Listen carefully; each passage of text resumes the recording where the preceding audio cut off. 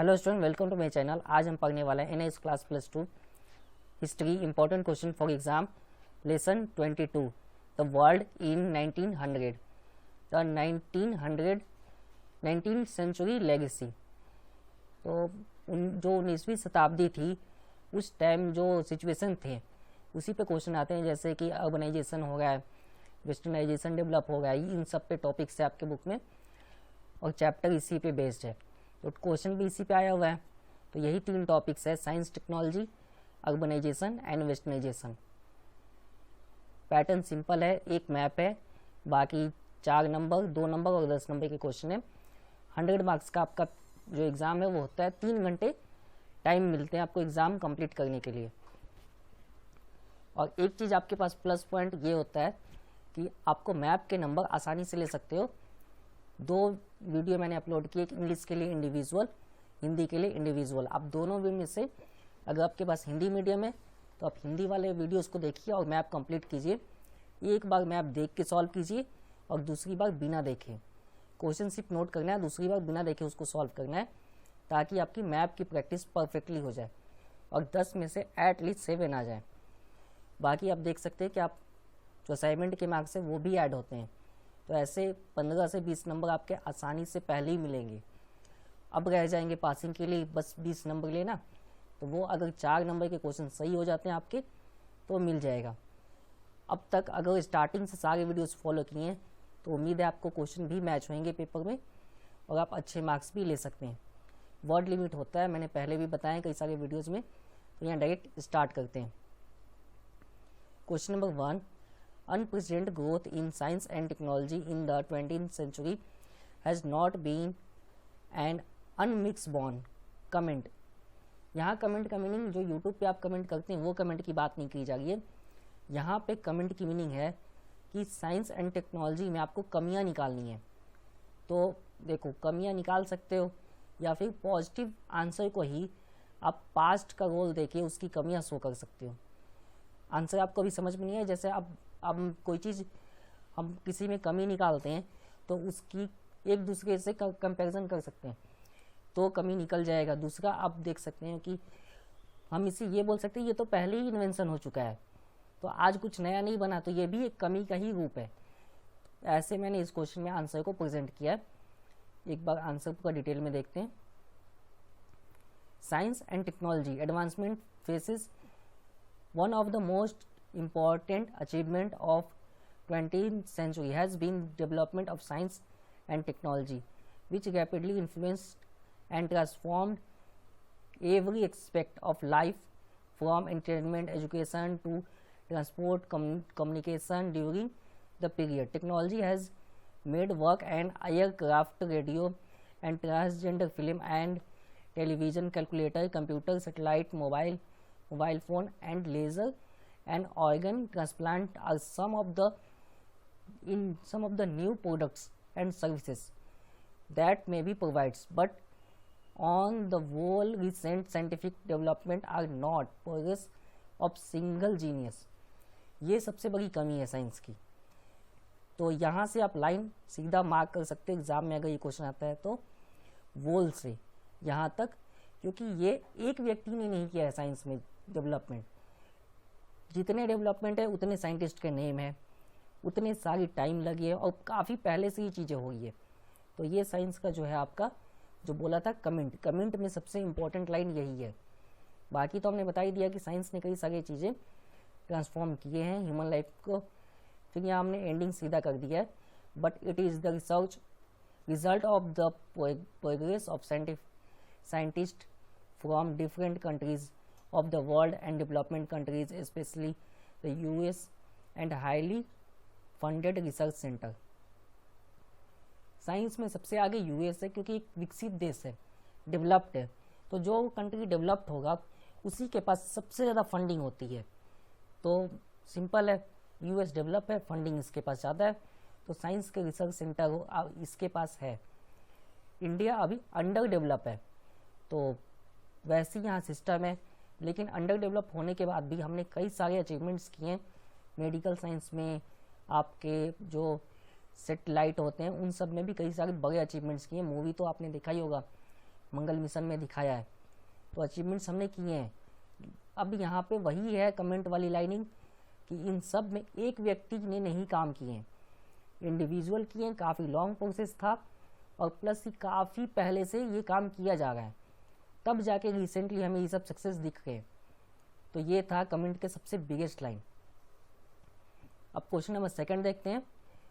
Question number second, what is meant by urbanisation, examine any two factor responsible for rapid urbanisation. 4 marks में 14 में question आया हुआ है। The physical expansion of urban areas is called urbanisation. Simple है, urban areas में अगर लोग आएंगे तो अर्बनाइजेशन होगा, सिंपल है। तो डिफिनेशन भी इतना ही इजी लिखना है ताकि आपको एक बार में याद हो जाए। This is a global change according to the definition of the United Nation. Urbanisation is also the movement of people from rural areas to live and work in cities. तो अर्बनाइजेशन का ये दूसरा डिफिनेशन था कि peoples move करके आते हैं cities में। अब देखते हैं जो हमसे पूछा गया था 2 फैक्टर। सबसे पहला है जॉब सीकर्स, नौकरी की कमी या रोजगार की कमी आप कह सकते हो। Due to lack of employment in urban areas people are move to urban areas. Job की कमी है तो एम्प्लॉयमेंट किस साइड लोग सोचते हैं, अर्बन एरिया में। तो मूव भी कहाँ होगा, अर्बन एरियाज में, पहला। दूसरा हमारे पास फैक्ट क्या है कि हेल्थ वर्क, आपने जितने बड़े हॉस्पिटल्स देखे वो सब सिटीज़ में है, चाहे वो प्राइवेट हो या फिर गवर्नमेंट हो। 1-2 एग्जांपल मैं वैसे ही दे रहा हूँ, एम्स और पीजीआई। तो ये दोनों बड़े सिटीज़ में है, आसपास इसके गांव भी नहीं है इतनी इस एरिया में फिक्स है। इसके आसपास भी अच्छे अच्छे सिटीज़ है, गांव काफ़ी दूर दूर है, अप्रोक्स 70 किलोमीटर 80 किलोमीटर पे गांव है या छोटे शहर हैं। तो हेल्थ फैसिलिटीज़ के कारण भी पीपल मूव कर रहे हैं सिटीज़ में। People are moving to cities due to lack of health facilities. Education, गांव में +2 कॉलेज में भेजते हैं, वहाँ +2 कॉलेज लेवल पे होता है। वो भी अगर गांव बिल्कुल जहाँ पे 5वीं तक शिक्षा है तो आपको आसपास के सिटी में या ज़िले में जाना पड़ेगा, डिस्ट्रिक्ट में, तो वहाँ पे होगा +2 लेवल की पढ़ाई, वो भी कॉलेज बोलेंगे। तो आप सोच सकते हो इतना स्टैंडर्ड भी ऊपर अभी नहीं है गांव में एजुकेशन लेवल, और अच्छे कॉलेज तो होंगे नहीं। तो जितने और अच्छे कॉलेज हैं वो तो बड़े सिटीज़ में ही हैं। तो ये एक रीज़न और था कि अर्बनाइजेशन में जो जनसंख्या वो क्यों डेवलप हो रहा है या अर्बनाइजेशन क्यों हो रहा है। Due to lack of education in rural areas people are move to cities. अब लास्ट में हमने लिख दिया है, दस इंक्रीजिंग अर्बनाइजेशन हैज़ इंक्रीज्ड, कि इसी कारण अर्बनाइजेशन हो रहा है। उसने पूछा है डेफिनेशन, हमने डेफिनेशन दे दिया। एग्जामिनर को हमसे 2 फैक्टर पूछे थे, फैक्टर भी बता दिए। हमने 2 नहीं, हमने 3 फैक्टर बताए। लास्ट में हमने ये 3 वर्ड या 4 वर्ड आप कह सकते हैं कंक्लूजन में एंडिंग भी किया है। अब देखते हैं क्वेश्चन थर्ड, 2 मार्क्स में है। तो 2 मार्क्स में आपने देखा होगा वर्ड कितनी है। अगर आपको लगेगा इसमें वर्ड ज़्यादा है तो आप कुछ वर्ड की कटिंग कर सकते हैं। अब हमसे सीधा पूछा गया था, does globalisation mean westernisation, give argument for your answer. तो जितने क्वेश्चन आर्गूमेंट में होते हैं ना, उसमें 2 टाइप्स होते हैं, एक यस और दूसरा नो। अगर आप आंसर के साथ एग्री हैं कि हाँ भाई आर्गूमेंट सही है तो यस से स्टार्ट कीजिए। अगर एग्री, उसका रीज़न देना है आपको कि आप यस क्यों हैं। अगर आप एग्री नहीं हैं यानी उस आंसर के साथ या उस लाइन के साथ नहीं है तो आपको नहीं वाले आंसर देने हैं। तो मैं आंसर के साथ हूँ, लाइन के साथ हूँ। क्या वैश्वीकरण का अर्थ पश्चिमीकरण है? Globalisation means westernisation, yes. Yes में बोला है मैंने, तो यस में ही आंसर को एक्सप्लेन भी किया कि कैसे। Yes, globalisation means doing business on a global scale. ये हम कह सकते हैं कि ग्लोबलाइजेशन का मीनिंग यही है कि आपका बिजनेस होता है ग्लोबल लेवल पे, ग्लोबल स्केल पे। अब इसका ग्लोबलाइजेशन वेस्टर्नाइजेशन कैसे है वो अगले लाइन में एक्सप्लेन किया। Westernisation affected the whole world in terms of food, living, social, economic, political, high standard of living. तो इन सब तरीके से अफेक्टेड किया है। अब आपने देखा होगा कि इंडिया में भी वेस्टर्न फूड मिलता है, बर्गर पिज़्ज़ा ये सारी चीज़ें मिलती है, तो फूड से इफेक्ट किया है। हम ड्रेसअप भी फॉर जो वेस्टर्न है वो पहनते हैं, हमें लिविंग स्टैंडर्ड भी वैसा चाहिए। अब इंडिया में फ्रीज की फैसिलिटीज़ नहीं थी, मटका यूज हो रहा था, मटके में पानी रख के हम उसमें कोई वस्तु को रख देते थे डब्बे में बंद करके ठंडा के लिए गर्मियों में, सर्दियों में तो वैसे ही फ्रीज यूज नहीं होता। और इतना जो था ग्लोबल वार्मिंग नहीं था, जिसके कारण इन्वायरमेंट इतना जो डिस्टर्ब है वो नहीं था, तो हमें ऐसे नहीं चाहिए थी। उसके बाद इकोनॉमिक सिस्टम पे डेवलप किया है, सबसे ज़्यादा डेवलप हुआ है कि जो इंटरनेशनल लेवल पर बिजनेस होता है उसको डेवलप किया है वेस्टर्नाइजेशन ने, और इस प्रकार अफेक्टेड किया है। लिविंग स्टैंडर्ड आपको पता लग गया कि कैसे स्टैंडर्ड, कि हमें सारी फैसिलिटीज़ चाहिए जो अदर कंट्रीज में मिलती है किसी पीपल को, और इतनी हाई स्टैंडर्ड चाहिए। फूड चाहिए, हमें वेस्टर्न फूड ज़्यादा अच्छे लगते हैं।